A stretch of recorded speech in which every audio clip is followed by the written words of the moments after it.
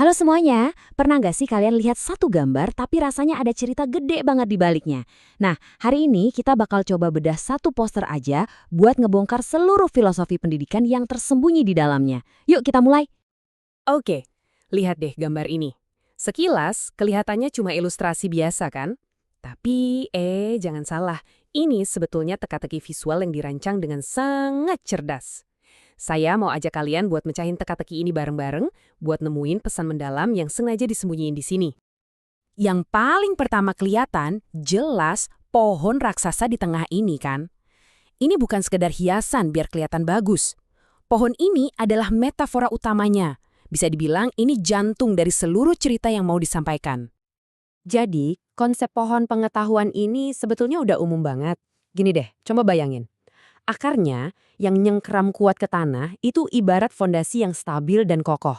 Nah, sementara cabang-cabangnya yang terus tumbuh ke atas, itu simbol dari pertumbuhan, perkembangan, dan pencapaian ilmu pengetahuan itu sendiri.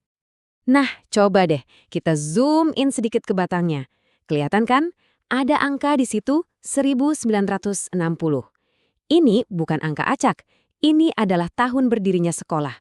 Jadi pohon ini ternyata bukan cuma soal pengetahuan, tapi juga soal sejarah. Soal warisan yang udah dibangun lebih dari 60 tahun. Keren ya? Oke, fondasinya udah dapet nih. Sekarang, yuk kita naik ke level berikutnya dari teka-teki ini. Kita bakal coba hubungin tulisan yang ada di poster dengan simbol-simbol spesifik yang tersebar di pohonnya. Coba lihat di bagian bawah posternya. Nah, di situ ada moto resmi sekolahnya, membentuk generasi berkarakter, mandiri, dan adaptif. Ini bukan sekedar slogan, ini adalah janji mereka. 3 kata kunci ini nih yang jadi kompas buat semua yang mereka lakukan. Nah, ini dia bagian paling serunya, di mana semua kepingan puzzle-nya mulai nyambung.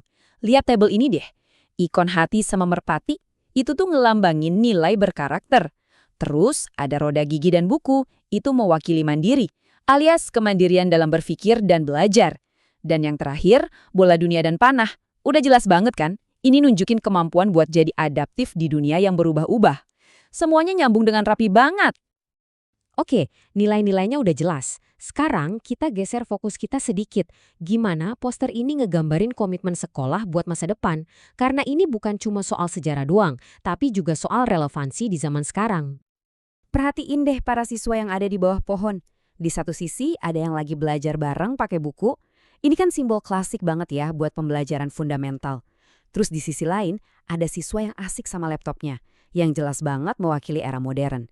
Nah, ini cara yang pinter banget buat nunjukin keseimbangan. Mereka menghormati tradisi, tapi juga siap menyambut masa depan. Sekarang coba perhatiin deh, ada satu detail kecil tapi maknanya dalam banget. Lihat kan? Ada tunas pohon muda yang baru ditanam di dekat pohon utamanya. Ini simbol yang kuat banget. Artinya sekolah ini nggak cuma bangga sama pohon besarnya, yaitu para alumni dan sejarahnya, tapi mereka juga sangat berkomitmen buat menanam dan merawat generasi baru. Ini simbol investasi masa depan. Oke, kita udah bedah satu persatu elemennya. Sekarang waktunya kita mundur sedikit, lihat gambaran utuhnya. Kita akan coba rangkai semua potongan tadi jadi satu narasi yang kohesif. Jadi, kalau dirangkai, inilah cerita lengkap yang mau disampaikan poster ini. Sebuah sekolah yang punya akar sejarah yang kuat sejak 1960, yang dipandu sama nilai-nilai yang jelas, karakter, mandiri, dan adaptif. Sekolah yang pintar menyeimbangkan ilmu pengetahuan klasik dengan skill modern. Dan yang paling penting, punya komitmen buat terus menumbuhkan generasi baru. Wah, bener-bener cerita yang utuh dalam satu gambar. Jadi, pada akhirnya ya, poster ini bukan sekedar iklan atau materi promosi biasa. Ini tuh kayak sebuah janji visual. Sebuah pernyataan yang dikomunikasikan dengan sangat efektif. Inilah kami, inilah yang kami percaya, dan kesinilah kami akan membawa para siswa kami. Oke, sekarang ada satu kejutan terakhir. Coba deh lihat lagi baik-baik di pojok kanan bawah poster, ada tulisan kecil di sana, Dreamina AI. Yap, seluruh cerita visual yang baru aja kita bedah ini ternyata dibuat oleh kecerdasan buatan. Nah, pertanyaannya buat kalian, apakah fakta ini mengubah makna dari pesan yang disampaikan?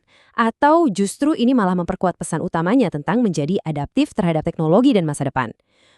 Sesuatu buat kita pikirin bareng-bareng.